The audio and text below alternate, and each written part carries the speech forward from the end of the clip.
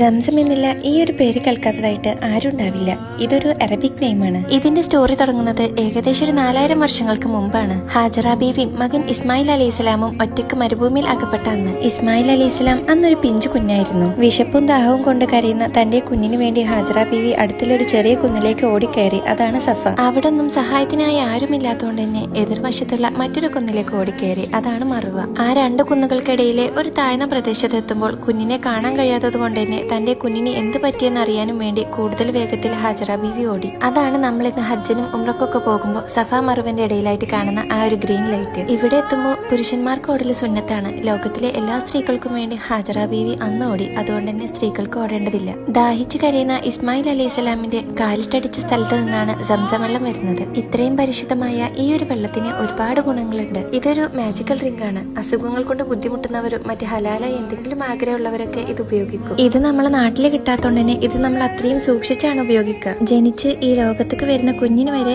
ആദ്യമായിട്ട് നമ്മൾ ഈ വെള്ളമാണ് കൊടുക്കുക.